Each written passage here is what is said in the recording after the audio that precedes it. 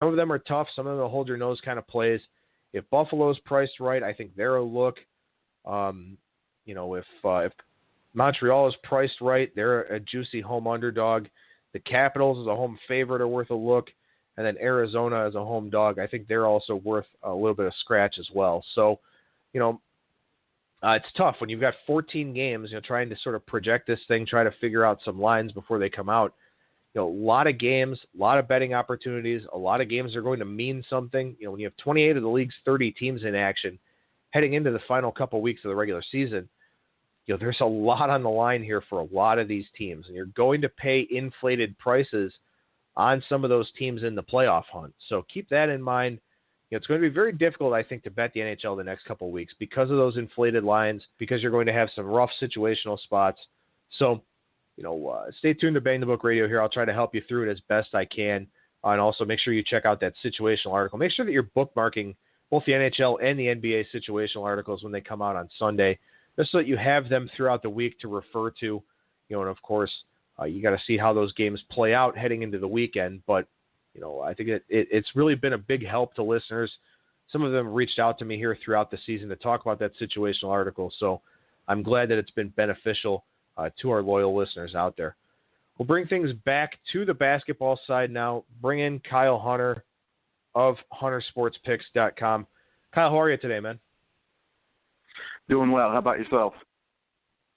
Doing well. Certainly pretty excited to see this week wind down. There's been a lot of stuff to cover, a lot of stuff to consider throughout the week here. The daily winter sports are getting very tough. But college basketball, we should have 4 pretty exciting games tonight after what was kind of a sleepy Thursday night. Yeah, it was an anticlimactic night last night. We had some real dominating performances, some teams that played some tremendous basketball, but we didn't have those good finishes like we had in the first week. I think, there was as much drama as ever there in the first week of March Madness. Last night, some tremendous performances, especially impressed with Villanova. I mean, how could you not be? Full disclosure, I had the under in that game, and that was actually the slowest paced game of the night, the second slowest paced game of the entire tournament, and Villanova still managed to put up 92 points. So an out-of-this-world shooting performance by them. You can't imagine they're going to be able to do that every single game, but still very impressive from them. And, I think that Oregon also, their win over Duke was an impressive one. I did have Oregon in that game.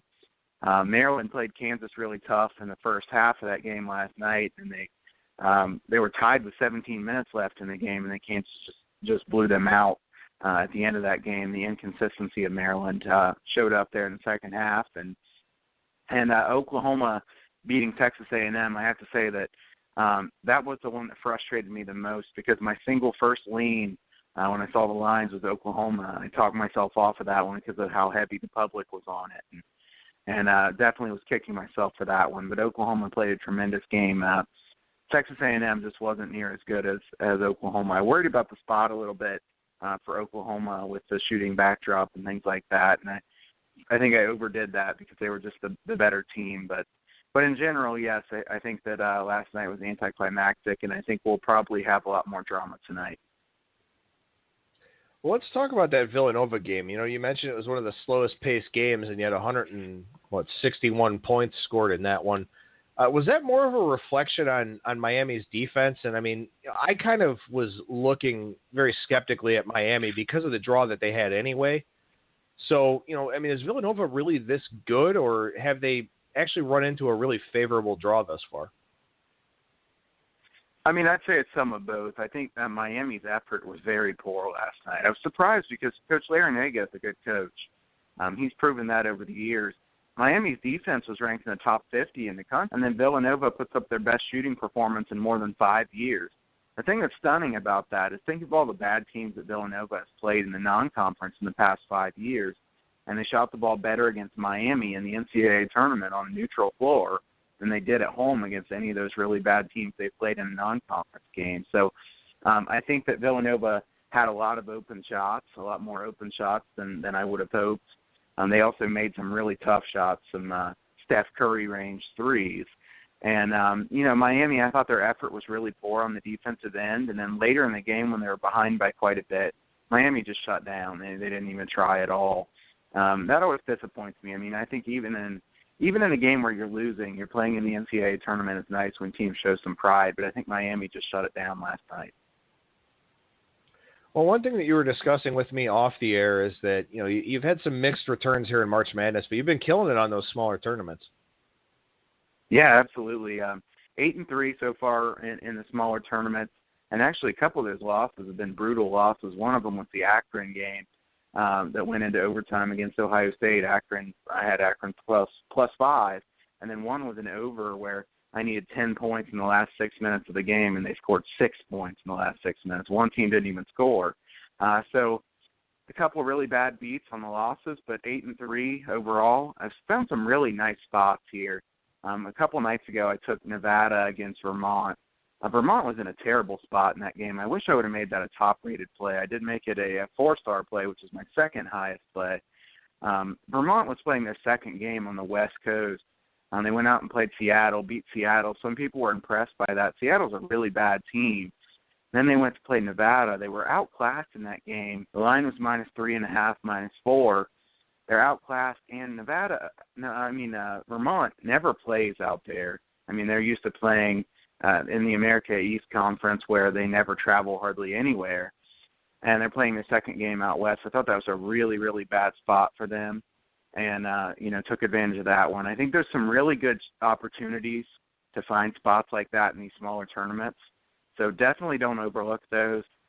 You got a lot more opportunity in those than you do in the NCAA tournament.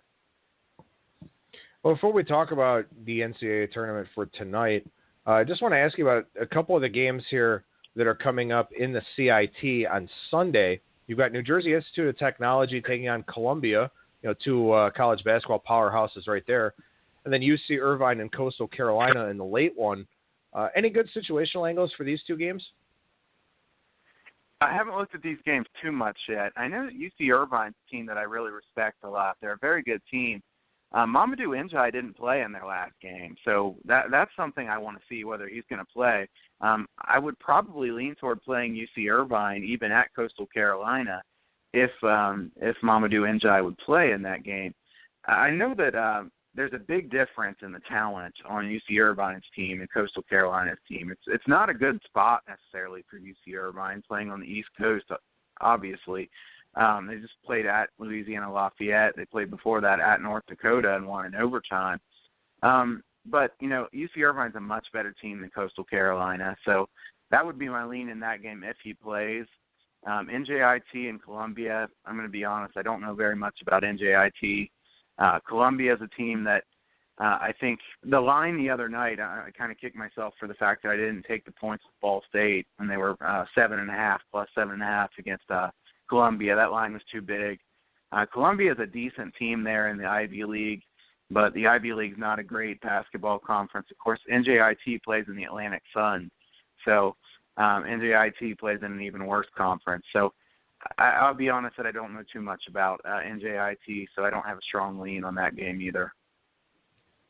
Well, one really interesting thing about the CBI is that the championship is a series. It's a best of 3, and this is going to create some really interesting spots next week, and we'll touch on it a little bit more with next week's segment, but because this thing begins on Monday. But Morehead State is in northeastern Kentucky. They're playing Nevada. Game 1 is at Morehead State on Monday night. Game 2 is Wednesday night in Nevada. So, and then Game 3 is is Friday night in Nevada if necessary. So, man, talk about a strange spot for those two teams. Yeah, definitely a strange spot. Both of those teams are pretty good teams. Morehead State was a team that came on late in the season playing some good basketball. Morehead State, a really unique team because they pressed, but they kind of press to slow the game down. They force turnovers. If they get a steal, they go in and try to score right away. Otherwise, they're running the clock on offense. Nevada's an interesting team in that they really push the tempo, but they're not good at shooting it. They shoot 28% from three-point range, a lot better on defense. And I have to say, I think Eric Musselman's doing a good job with this Nevada team, and I think Nevada's going to be a really good team in the future. They've done some really good recruiting. I expect to see them as one of the best teams in the Mountain West here moving forward. All right, well, we'll get back to the NCAA tournament here, and again, we can talk about CBI-type setups next week when we get you back on the air. But tonight we've got Virginia and Iowa State opening things up here. Iowa State currently a 6-point dog. Again, the contrast of styles here between these two teams is really the key thing to look at.